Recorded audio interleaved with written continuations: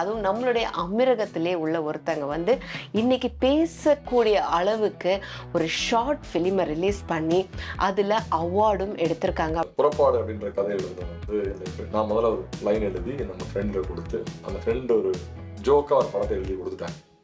சேரன் சார்கிட்ட சொல்லி சார் இது மாதிரி ஆமாம் சார் ஹெல்ப் பண்ணு சார், என்ன வேணுப்பா சார் அப்படின்ற மாதிரி நடிக்க வைப்போம் சார். உடனே கால் பண்ணி அதில் உங்களுடைய ஆக்டிங் சார் பா அஃப்கோர்ஸ் நீங்கள் நல்ல பயங்கரமான ஒரு நடிகர். நாங்கள் எதுவுமே செய்யாமலே படத்தை பார்க்குறவங்க 2 சொட்டு கண்ணீர் கண்டிப்பாக விடுவாங்க. அவர் ஒரு ஷார்ட் ஃபிலிம் பண்ணுறாங்க, அதில் உங்களால் நடிச்சு தர முடியுமா சார்? நீங்கள் வாத்தியார், நீங்கள் போடான்னா நான் போகிறேன், அவ்வளோதான், விட்டுருங்க, நான் பேசிக்கிறேன் சார், அவர் நம்பர் மட்டும் கொடுங்க சார். வாழ்க்கையில் ரொம்ப எமோஷ்னலான ஒரு பிளேஸ் என்ன தெரியுமாங்க?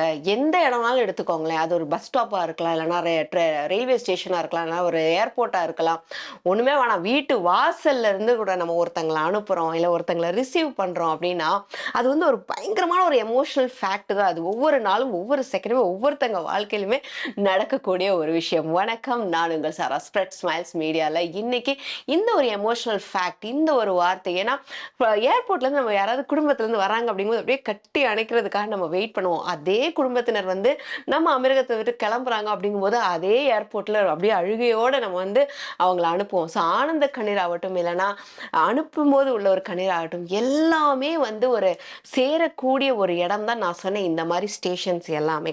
இவ்வளோ விஷயங்கள் எதுக்காக அப்படின்னு கேட்குறீங்களா? அதுவும் நம்மளுடைய அமீரகத்திலே உள்ள ஒருத்தங்க வந்து இன்னைக்கு பேசக்கூடிய அளவுக்கு ஒரு ஷார்ட் ஃபிலிமை ரிலீஸ் பண்ணி அதில் அவார்டும் எடுத்திருக்காங்க அப்படிங்கிறது சின்ன விஷயமே கிடையாது.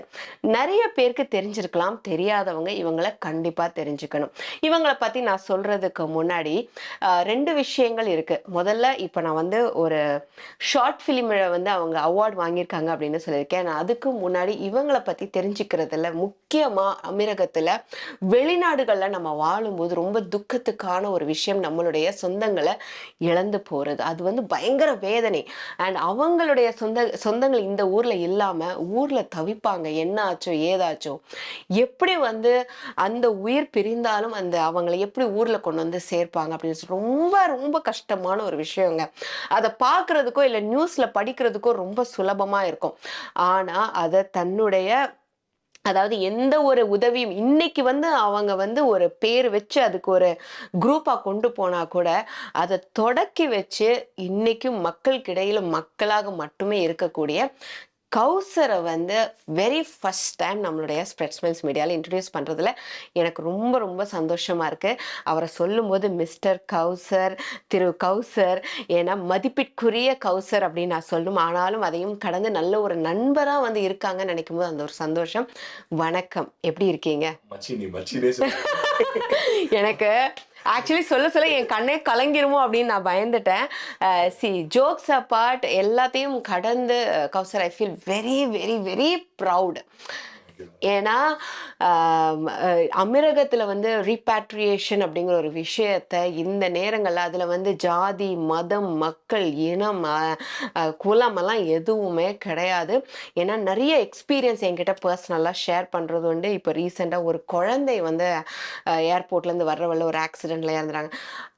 அதாவது சாப்பிடும் போதும் நிற்கும் போதும் ஓடும் போதும் இந்த மாதிரி இன்சிடெண்ட்டை வந்து கடந்து வரும்போது அதான் நான் சொல்லிட்டேன். அண்ட் அதையும் தாண்டி ஹோப் அப்படிங்கிற ஒரு ஃபவுண்டேஷன் இப்போ அதையும் ரன் பண்ணிட்டு இருக்காங்க.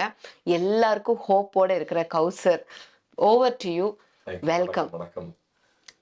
Thanks for the invite. ரொம்ப நாள் ஆச்சு. ஆமா, லேட்டா வந்தாலும் லேட்டஸ்டா வரும். ஆமா, லேட்டஸ்ட் அவார்டோட வந்து உட்கார்ந்துருக்கோம். ஸோ கௌசர், இப்போ நீங்க வந்து சொல்லும்போது ஃபர்ஸ்ட் ஆஃப் ஆல் நம்ம மூவி ஷார்ட் ஃபிலிமை பற்றி நம்ம பேசிடலாம். கண்டிப்பாக நீங்கள் பண்ணுற இந்த சோஷியல் சர்வீஸை பற்றி நம்ம வேற ஒரு நாள் ஒரு தனி எபிசோடாகவே எனக்கு எடுத்துக்கணும். நிறைய பேருக்கு நிறைய கேள்விகள்லாம் கூட இருக்குது, அதெல்லாம் நம்ம பேசலாம். ஸோ ஷார்ட் ஃபிலிமை பற்றி பேசும்போது நம்ம கூடவே வந்து ஸ்க்ரீனில் காட்டிட்டாங்களா இல்லையா அப்படிங்கிறது எனக்கு தெரியலை. இன்னைக்கு நம்ம கூட வந்து ஜாயின் பண்ணியிருக்காங்க மதிப்பிற்குரிய நடிகர் பெஞ்சமின் சார். சார் வணக்கம். வணக்கம் மேடம். ரொம்ப சந்தோஷமா இருக்கு நீங்களும் ஜாயின் பண்ணிருக்கீங்க. இந்த ஷார்ட் ஃபிலிம் நேம் வந்து புறப்பாடு. புறப்பாடு. ஸோ கௌசர், நீங்க தான் சொல்லணும். முதல்ல வந்து நன்றி சொல்லி ஆரம்பிச்சிருந்தேன். இந்த புறப்பாடு அப்படின்ற கதை எழுதுனது வந்து நான் முதல்ல ஒரு லைன் எழுதி நம்ம ஃப்ரெண்டில் கொடுத்து அந்த ஃப்ரெண்டு ஒரு ஜோக்காக ஒரு படத்தை எழுதி கொடுத்துட்டாங்க. ஜோக்கா போச்சு. நம்ம முதல்ல மந்திரமூர்த்தி இயக்குனர் அயோத்தி படத்துடைய இயக்குனருக்கு அனுப்பி விட்டு, சார் இந்த மாதிரி படம் அனுப்பிச்சிருக்கேன் பாருங்க சார், ஒரு பெரிய ஒரு இமோஷன் இருக்கு, இது காமெடியா பண்ணாதீங்கன்னு சொல்லி முதல்ல அதை மாற்ற சொன்னது. அவ்வளோதான். உட்காந்து யோசிச்சு திரும்ப மாற்றி அதை மொத்தமாக முடிச்சதுக்கு அப்புறமா இந்த ரோலுக்கு யாரை வச்சு பண்ணா நல்லா இருக்கும், ஓகே டெட் பாடி கொண்டு போறதுன்னா, ஆனா வந்து அது வந்து அந்த அந்த கேரக்டர் நடிக்கிறது யாரை வச்சா நல்லா இருக்கும் அப்படின்னு யோசிக்கும்போது ஒரு சில நடிகர்கள்லாம் மைண்ட்ல வந்தாங்க. அப்படி மைண்ட்ல வரும்போது சரி ஓகே நம்ம இயக்குனர் சேரன் ஐயா கிட்ட இந்த கதையை அனுப்பி விட்டுருந்தோம். அனுப்பி விட்டுட்டு அவங்க மகன்கிட்டையும் சொல்லியிருந்தோம். அவங்க மகன் சொன்னாங்க, நீங்க பெஞ்சமின் சார் ட்ரை பண்ணக்கூடாது அப்படின்னு சொல்லிட்டு. இப்போ எங்க மைண்ட்ல வந்து Kali Venkat sir, Charlie sir, Ramesh Thilak இவங்கெல்லாம் மைண்ட்ல இருந்துச்சு. எனக்கு தோணுன மைண்ட் அனைவரும் பெஞ்சமின் சார் எனக்கு வந்து அப்போ தெரியாது, பெருசா தெரியாது. அவங்க சொன்னாங்க, ஏன் நீங்க பெஞ்சமின் சார் வச்சு பண்ணக்கூடாது? யோசிச்சு பார்த்தா அந்த ஃபேஸ் அந்த உருவம் எல்லாம் கரெக்டா இருந்த மாதிரி இருந்தது. பண்ணுவாரான்னு ஒரு சந்தேகம். நான் சினிமா ஆக்டர் வந்து ஷார்ட் ஃபிலிம் பண்ணுவேன். சேரன் சார்கிட்ட சொல்லி, சார் இது மாதிரி பண்ணணும் சார், ஹெல்ப் பண்ணணும் சார், என்ன வேணுங்க சார் அப்படின்னாரு. இது மாதிரி நடிக்க வைக்கணும் சார். உடனே கால் பண்ணி பேசிட்டு எனக்கு நம்பர் அனுப்புறேன்னாரு. கொஞ்ச நேரத்தில் பெஞ்சமின் சாரே கால் பண்ணிட்டார் வாட்ஸ்அப்பில், தம்பி இது மாதிரி ஒரு படம் பண்ணுறீங்களா, குருநாதர் சொல்லிட்டாரு, சொல்லுங்க பண்ணிக்கலாம் அப்படின்னு சொல்லிட்டு. ஸோ அப்போ வரைக்கும் நாங்கள் வந்து அந்த ஃப்ளைட் எங்கே, ஷூட்டிங் என்ன எதுவுமே தெரியாது, பிளாங்காக இருக்கிறோம். எங்களுக்கு கால் ஷீட் கிடச்சிருச்சு, சாருடைய கால் ஷீட் கிடச்சிருச்சு. அப்போ படம் வந்து ஸ்டார்ட் ஆஃப் ஆகுது. இப்போ எனக்கு வந்து இந்த படத்தை செலவு பண்றதுக்கு ஒரு ஃபிளைட் ஒன்று வாடகை எடுக்கணும், மொத்த ஃபிளைட்டை எடுக்கணும், யூனிட் வேணும், பெரிய பெரிய டீம் வேணும். மந்திரமூர்த்தி என்ன பண்ணாருன்னா அவருடைய மொத்த டீம் எனக்கு கொடுத்துட்டாரு. என்னோட அசிஸ்டன்ட் டைரக்டர் மணின்னு ஒருத்தருக்காப்பா, இவரை வச்சு நீங்க டைரக்ட் பண்ணிக்கோங்க படத்தை, நீங்க டைரக்ட் பண்ற விட இவன் நல்லா பண்ணுவான்னு மணிகண்ட ராஜா அப்படின்னு ஒருத்தர் நம்ம டைரக்ட் பண்றாரு. மாதேஸ்வரன் கேமராமேன், அவரோட அசிஸ்டன்ட் இளையராஜா இங்க வந்துட்டாரு. ஸோ யூனிட் பெருசாயிடுச்சு, நல்ல டீம் வந்து ரொம்ப பெருசாயிடுச்சு. அதுக்கேற்ற மாதிரி செலவு வேணுமே இல்லையே. அப்போ என்ன பண்ணலாம், இந்த படம் எடுக்கணும்னா கிட்டத்தட்ட 2-2.25 லட்ச ரூபா செலவாகுமே அப்படின்னு யோசிச்சுட்டு இருக்கும்போது எஸ் ஈவெண்ட்ஸ் வெங்கடனன் அவர்கிட்ட போய் சொன்னோம். சொன்ன உடனே அவர் வந்து இந்த கதையை படிச்சுட்டு, கதையை சொன்னோன்னா அவர் இம்ப்ரெஸ் ஆகிட்டு, நான் பண்ணுறேன் நீ பண்ணு அப்படின்னு ஒரு வார்த்தை சொல்லிட்டாரு. பட்ஜெட்டை பற்றி கவலைப்படாது, எவ்வளோ இருந்தாலும் பரவாயில்ல இந்த படம் எடுக்கிறோம் அப்படின்னு சொல்லி அங்கே ஆரம்பிச்சது தான் அந்த படம். ஒரு 2 நாள்ல ஷூட்டிங், ஒரு நாள்ல ஷூட்டிங் முடிச்சிட்டோம், 2ஆவது நாள் டப்பிங் முடிச்சிட்டோம், 2 நாள்ல படம் முடிச்சாச்சு. ஆனால் போஸ்ட் ப்ரொடக்ஷன் கிட்டத்தட்ட 3 மாசம் எடுத்துச்சு எங்களுக்கு. இது அதுக்கப்புறம் நிறைய வேலை இருந்தது, எஸ்எஃப்எக்ஸ், டிஐ, சப்டைட்டில்ஸ், எக்கச்சக்க வேலைகள். ஆனா இந்த படத்துடைய உயிரூட்டமாக அண்ணன் இருந்தார். சார் ஆக்சுவலி நான் படத்தை ஃபுல்லா இன்னும் இப்போ ரெடியாகி ரிலீஸ் ஆகி நான் இன்னும் வந்து அதை பார்க்கல. ஆனா நான் பார்த்தேன், ஏன்னா நண்பர் அல்லவா லைட்டா வந்து காட்டும்போது அதில் உங்களுடைய ஆக்டிங் சார் பா, அஃப்கோர்ஸ் நீங்கள் நல்ல பயங்கரமான ஒரு நடிகர். ஆனாலும் இப்போ அவங்க சொன்ன மாதிரியே வேற யாரையும் இந்த இடத்துக்கு சூஸ் பண்ணியிருந்தாங்கன்னா இந்த அளவுக்கு ஆப்டா இருப்பாங்களான்னு தெரில. அந்த அந்த அதை கொண்டு போய் விட்டுருப்பா அப்படின்னு சொல்ற அந்த ஒரு வார்த்தைகள்லாம் இருக்கு பார்த்தீங்கல்ல.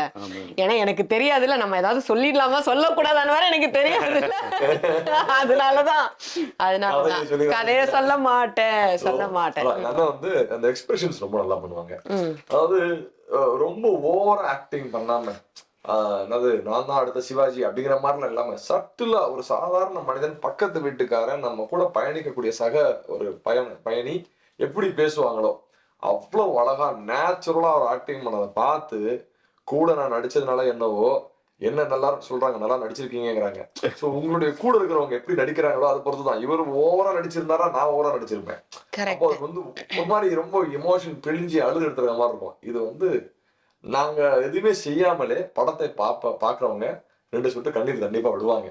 சார் நீங்க வந்து மோஸ்ட் எக்ஸ்பீரியன்ஸ்ட் பர்சன். நீங்க வந்து நம்ம பாலச்சந்தர் சாருடைய அசிஸ்டண்டா இருந்திருக்கீங்க, ஷார்ட் ஃபிலிம்ஸ் நிறைய டைரக்ட் பண்ணியிருக்கீங்க, நிறைய ஸ்டார்ஸோட வந்து கோ ஆர்டிஸ்ட், பிக் ஸ்டார்ஸோட இருந்திருக்கீங்க.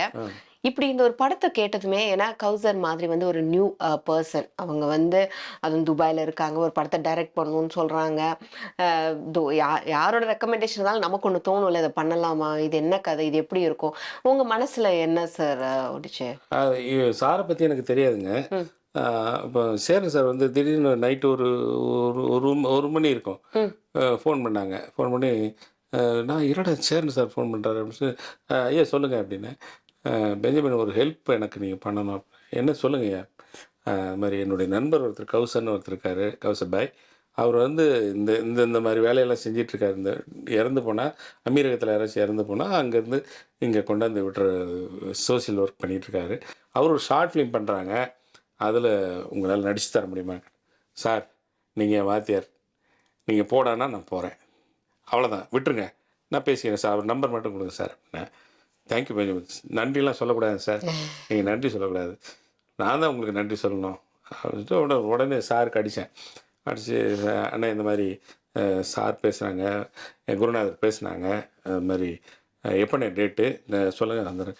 சார் வந்து சம்பளமா நீங்கள் சும்மா இருங்க, எங்கள் குருநாதர் சொல்லிட்டாரு, அதுக்கப்புறம் என்ன சம்பளம் அப்படிங்கிறதுக்கு நான் வந்து நடிக்கிறேன், அவ்வளோதான், அவர் சொன்னால் நான் வந்துடுவேன், அவர் எப்போ சொன்னாலும் நான் போவேன். ஏன்னா அவ்வளோ நன்றி கடன் பட்டிருக்கேன் அவருக்கு. என்னை வந்து சின்ன திரையிலேருந்து வெள்ளித்திரையில் கொண்டாந்து அழகாக காட்டினவர் இயக்குனர் சேரன் சார். அந்த அந்த நன்றியை நான் என்றைக்கும் உயிர் இருக்க வரைக்கும் மறக்க மாட்டேன். ஸோ அது அந்த ஒரு நன்றி கடனாக, அந்த நன்றி கடனில் ஒரு ஒரு 1% இவருக்கு நான் பண்ணது 1% தான். இன்னும் 99% அவருக்கு இன்னும் நான் கடன் பட்டிருக்கேன். அது எப்போ தீர்க்க போகிறேன்னு தெரியல.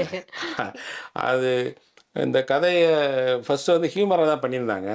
அதுக்கப்புறம் இது ஆல்டர் பண்ணி அடுத்த நாள் வந்து இந்த மாதிரி கொடுத்தாங்க, ஸ்கிரிப்ட் கொடுத்தாங்க.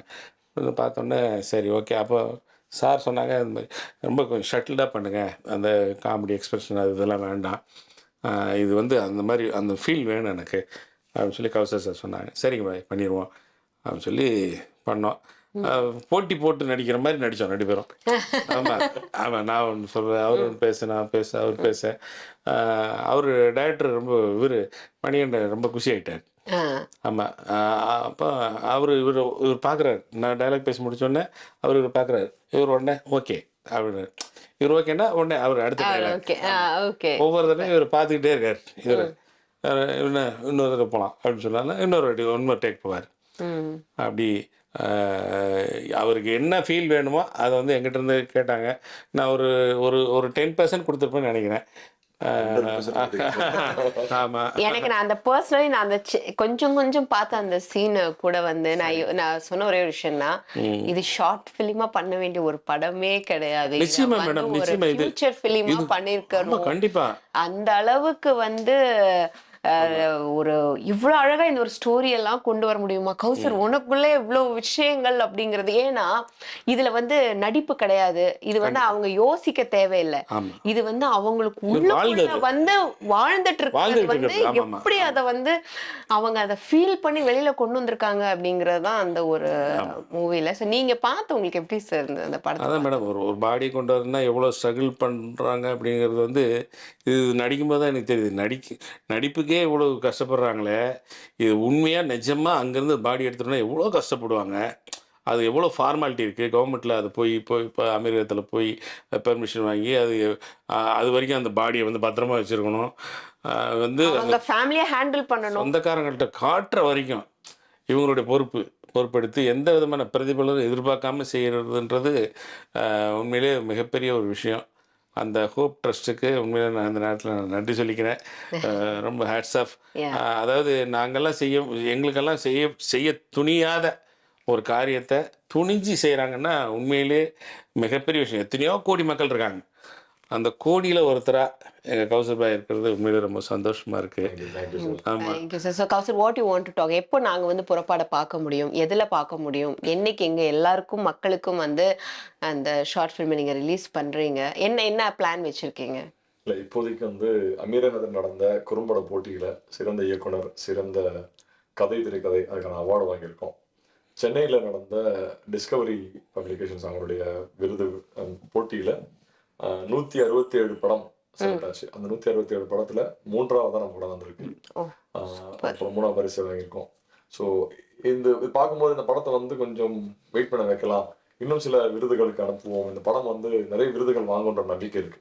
ஸோ கண்டிப்பாக சிறந்த திரைப்படமாக ஏதாவது இடத்துல கண்டிப்பாக நம்ம வாங்குவோம். அந்த விருதுகள்லாம் வரும்பொழுது இன்னும் கொஞ்சம் ஈகரா மக்கள் என்னடா இருக்கு இந்த படத்துல இவ்வளவு விருது வாங்குதேன்னு தோணும். அந்த நேரங்கள்ல எல்லாருக்கும் இந்த படம் காட்டணும். சும்மா நார்மலா சும்மா 10ஓட 11 படம் வரக்கூடாது, இது பெருசா கிராண்டா பண்ணணும்னு. ஆனால் வெங்கடனை சொன்னாங்க, ஹரியன் நமக்கு இருக்காங்க சப்போர்ட்டா, அனந்தன் இவங்களாம் என்ன சொன்னாங்கன்னா, இந்த படம் ரொம்ப நல்லா இருந்தாங்க சார், அதை நம்ம வந்து ஃபுல்லா ப்ரமோட் பண்ணுவோம், சென்னையில் ஒரு பெரிய ப்ரீவியூ ஷோ பண்ணலாம், பெரிய மக்கள் எல்லாரும் கூப்பிடுறோம் பண்ணி அதுக்கப்புறமா வந்து ஒரு பெரிய சேனல்ல நம்ம கொடுக்கலாம், எந்த சேனல்னு தெரியாது, ஆனால் ஒரு ஓடிடிலையோ ஒரு சேனல்லையோ கொடுப்போம், கண்டிப்பாக நான் பேசுவோம் அப்படின்ட்டு முயற்சி பண்ணிட்டு இருக்கோம். ஸோ இது வந்து ஒரு ஐ மீன் சின்ன நார்மல் ஷார்ட் ஃபிலிம் மாதிரி இருக்காது. நிஜமாவே இது ஒரு ஃபீச்சர் ஃபிலிம். படத்துக்கான தேவையான எல்லா வேலைகளும் இதை செஞ்சிருக்கோம். அதாவது டப்பிங் பண்ணியிருக்கிறோம், எஸ்எஃப்எக்ஸ் பண்ணியிருக்கோம், விஐ பண்ணியிருக்கோம், டால்பி பண்ணியிருக்கிறோம், சப்டைட்டில்ஸ் பண்ணியிருக்கிறோம், டிஐ பண்ணியிருக்கோம். ஸோ நமக்கு என்னெல்லாம் தேவை ஒரு படத்துக்கு அது மொத்தமா இதுல இருக்கு. ஸோ இது வந்து ஒரு படம் 2 மணி நேரம் சொல்லக்கூடிய படத்தை 10 நிமிஷத்துல சொல்லியிருக்கோம். ஏன்னா இந்த படத்தை பார்த்துட்டு மந்திரமூர்த்தி அண்ணனும் மந்திரமூர்த்தி பிரதரும் சரி சேரன் சாரும் சொன்னது வந்து 10 நிமிஷத்துல ஒரு படத்தோடைய கதையை சொல்ல முடியுங்கிறத இதை வந்து நாங்கள் உணர்ந்துக்கிட்டோம் அப்படின்னு சொல்லி ரொம்ப நல்லா இருக்கு அப்படின்னு சொல்லி சேரன் சார் கண்கலங்கி சொன்னார். எவ்வளவு பெரிய ஒரு விஷயம் அது இல்ல. அவர் வந்து வாழ்த்து சொல்றதெல்லாம் வந்து படம் நல்லா இருக்குன்னு சொல்றதே சும்மா தம்பி நல்லா இருக்குப்பா அப்படின்னு சொல்றதே எனக்கு பெரிய வாழ்த்து. மேடம் சாதாரணமா எங்க டைரக்டர் சேரன் சார் வந்து யாரையும் பாராட்ட மாட்டாங்க. ஆமா, அவர் வாயிலிருந்து பாராட்டே வராது. திட்டுதான், திட்டுக்கிட்டே இருப்பாரு. அவர் திட்ட எங்க கேரக்டர் மெருகேறிக்கிட்டே இருக்கும். ஆமா, அந்த ஒரு சீன் ஆட்டோகிராஃப்ல போயிட்டு 2 பேரும் போவோம், மல்லிகாவை பார்க்க போவோம். அப்போ மல்லிகாவுக்கு 2 குழந்தை இருக்கும். அப்போ சேரன் சார் சொல்ல, இப்போ அந்த பையன் டே வாடா உன் பேர் என்ன, இந்த மாதிரி சுரேஷ் அப்படின்னு சொல்லுவான். கேட்டுக்கிடாமாப்ல ஏற்கனவே சுரேஷ்னு ஒருத்தர் இருந்திருக்கான், பெருசாக ஃபீல் பண்ணிக்கிட்டு இருக்கேன் அப்படின்னோடனே பொலார்னு ஒரு அடி விடுவார் கன்னத்தில். அது வந்து சொல்லவே இல்லை என்கிட்ட, சொல்லாமல் அடித்தார். அடிச்சுட்டு ஐயோ என்னடா தப்பு பண்ணிட்டோமா அப்படின்ட்டு அப்படி பார்த்தேன். கரெக்ட், இதுதான் எனக்கு வேணும், இந்த எக்ஸ்பிரஷன் தான் எனக்கு வேணும். சார் என்ன சார் நீங்கள் அடிக்கிறேன்னு சொல்லவே இல்லையா சார், நான் சொன்னால் நீங்கள் ப்ரிப்பேர்டாக இருக்கீங்களே, அதுதான் எனக்கு வேணும் அப்படிம்பார். அந்த மாதிரி நல்லா ரொம்ப நல்லா இருந்தால் தான் அந்த மனுஷன் வந்து பரவாயில்லையா நல்லா இருக்கியா அப்படி, பரவாயில்ல நல்லா இருக்கு அப்படின்னு தான் சொல்லுவார். ரொம்ப நல்லா இருக்குன்னு சொல்லி பாராட்டு வாங்கினது வந்து கௌசப்பாய்க்கு அது உண்மையிலே மிகப்பெரிய கிரெடிட். அது வந்து பல அவார்டு வாங்கின மாதிரி. கண்டிப்பாக. ஆமா, அதே மாதிரி பார்த்த எல்லாருமே நேற்று பார்த்த எல்லாருமே படம் ரொம்ப நல்லா இருக்குன்னு சொன்னாங்க. நண்பர்கள் எல்லாம் வந்து சப்போர்ட் பண்றாங்க. கண்டிப்பா இந்த படம் கூடிய சீக்கிரம் வரும். 1 மாசம் 2 மாசத்துக்குள்ள அந்த படத்தை ரிலீஸ் பண்ணுவோம். எல்லாரும் ஆதரவு தாங்க, நீங்க எல்லாம் கூட சப்போர்ட் பண்ணுங்க. Always and we all are super excited to watch this movie in a big screen with a big huge crowd. கண்டிப்பா நம்ம we all are waiting. Okay, இதுக்கு முடிக்கிறதுக்கு முன்னாடி இன்னொரு பெரிய விஷயம் சொல்லிருந்தேன், மறந்துட்டேன் ஆக்சுவலி. பண்ணிடுவோம் திரும்ப. இது முடிக்கிறதுக்கு முன்னாடி இன்னொரு விஷயம் கண்டிப்பா சொல்லணும். இந்த படத்தை வந்து எடுத்துட்டு மியூசிக் யார் பண்ண போறோம் அப்படின்னு தெரியாம முடிச்சுட்டு உட்காந்துருந்தோம். அப்போ திருவண்ணாமலையில நான் ஹரியண்ணன் அனந்தன் எல்லாம் அந்த படத்தை பார்த்துட்டு பேசிட்டு இருக்கும்போது ஹரியண்ணன் சொல்றாரு, நம்ம ராஜேஷ் வைத்தியா சார் சொன்னேன் எப்படா நான் அவர்லாம் எவ்வளவு பெரிய லெஜெண்டுங்க அவங்க, சும்மா நான் அவர் எப்படி படம் பண்ண போறேன்னா நீ ஒன்று பண்ணு, நீ பேசுவோம் நாளைக்கு பேசலாம், படத்தை காட்டு என்ன சொல்றாரு பார்ப்போம் அப்படின்னு சொல்லிட்டு பர்மிஷன் வாங்கி அவர்கிட்ட சார்கிட்ட போய் சார் இந்த மாதிரி இந்த படத்தை பாக்குறீங்களா, ஓகே காட்டுப்பா, மொபைல்ல போட்டு படத்தை பாக்குறாரு. அப்போ நான் டம்மியா சில மியூசிக் போட்டிருந்தோம். பார்த்துட்டு இருந்தாலும் படத்தை பார்த்துட்டு அந்த ஒரு சீன் ஒன்று இருக்கும், ஒரு ட்விஸ்ட் ஒன்று இருக்கும். அதை பார்த்துட்டு திரும்பி பார்த்துட்டு பாய் என்ன பாய் பண்ணியிருக்கே அப்படின்னாரு. என்னன்னா படம் சூப்பரா இருக்குடா, அப்புறம் இந்த மியூசிக் யார் பண்ணா அப்படின்னாரு. இல்லைனா இது வந்து அங்கே இங்கே சுற்றி டம்மியா தான் போட்டிருக்கோம், யார் பண்ண போறா மியூசிக்கு தெரியல, நான் மாதிரி தேடிட்டு இருக்கோம், நான் பண்றேன்டா அப்படின்னு. ஹரியனோட நானும் பக்கத்துல உட்காந்துருக்கோம். அண்ணே நாங்க உங்ககிட்ட கேட்காம நீங்களே பண்றேன்னு சொல்லிட்டீங்க, எனக்கு வந்து சந்தோஷம் அப்படின்னு சொல்லி. அது மாதிரி அண்ணா அந்த படத்துக்கு பெரிய பட்ஜெட் எல்லாம் இல்லைண்ணே, நான் அவன்கிட்ட காசு கேட்டேன்னா படம் எனக்கு பிடிச்சிருக்கு நான் பண்றேன் அப்படின்னு சொல்லிட்டு அவர் ஒரே ஸ்ட்ரெச்ல அழகா அந்த மியூசிக் போட்டிருப்பாரு. நீங்க அந்த படத்தை பாத்தீங்கன்னா தெரியும், ஒரு ஒரு ஃபீல் ஒன்று கொடுத்துருப்பாரு. நிஜமாவே சொல்றோம், அந்த அந்த அந்த சீன் நீங்க பார்க்கும்போது கூஸ் பம்ப்ஸ் சொல்லுவாங்க. நான் அந்த படத்தை ஒரு 50 வாட்டி பார்த்துருப்பேன்.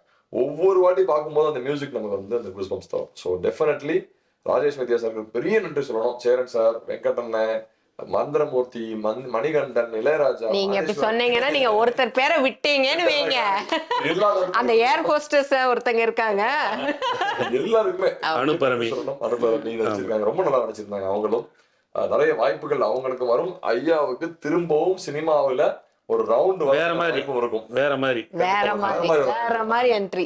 பெஞ்சமின் சார் வந்து இப்படி ஒரு கேரக்டர் பண்ணுவாரா அப்படின்ற மாதிரி இந்த படம் சொல்லும். எக்ஸாக்ட்லி, அதுதான். And anyway thank you so much உங்களுடைய டைமுக்கு, உங்களுடைய நேரத்துக்கு. இன்னைக்கு துபாயில வந்து ஒரு என்ன சொல்றது, எல்லாருமே வருவாங்க, விசிட் பண்ணுவாங்க, ஒரு ஈவெண்ட் பண்ணுவாங்க, போவாங்க. ஆனா வந்த கையோட அவார்டோட, அதாவது நடிச்ச ஷார்ட் ஃபிலிமுக்கு அவார்டோட நீங்க இருக்கிறீங்க, கிளம்புறீங்கன்னு நினைக்கும் போது ரொம்ப சந்தோஷமா இருக்கு. ஸோ மறக்காம எங்களுக்கும் எங்க நேயர்களுக்கு எல்லாருக்குமே வந்து உங்களுடைய புறப்பாடுக்காக நாங்க வெயிட் பண்ணிட்டு இருக்கோங்கிறத மட்டும் ஞாபகம் வச்சுட்டு we are waiting for the date. Thank you so much சாரா. இந்த Thank you. ஸ்பெட்ஸ் மேட்ச் நிறைய நல்ல விஷயங்கள் செஞ்சுட்டு இருக்கீங்க. சமீபத்தில் ரமதான் மாதத்தில் நிறைய இஃப்தார் நிகழ்ச்சிக்கும் நீங்கள் வந்து சப்போர்ட் பண்ணியிருக்கீங்க. இந்த மாதிரி நிறைய சோஷியல் ஒர்க்ஸில் நீங்கள் என் கூட சேர்ந்துக்கணும். நாங்களும் உங்க கூட சேர்ந்து சப்போர்ட் பண்ண ரெடியாக இருக்கோம். உங்களுடைய ஸ்பெட்ஸ் மேட்ச் டிஷர்ட்டை போட்டுக்கிட்டு நாங்கள் வந்து வேலை ஆமா செய்வோம். ஆமா நான் எனக்கு எந்த பிரச்சனையும் இல்லை. நான் சோஷியல் சர்வீஸ் பண்றேன் அப்படின்னா யார் சாரா பின்னாடி இருக்காங்க அப்படின்னா யோசிக்காதீங்க, அது கௌசர் தான். அதையும் நான் சொல்லிட்டேன். கண்டிப்பாக கூட இருக்கோம். ஆமா. We will all support each other. நிறைய உதவிகள் செய்யலாம். நன்றி. Thank you so much. Thank you sir. நன்றி. நன்றி.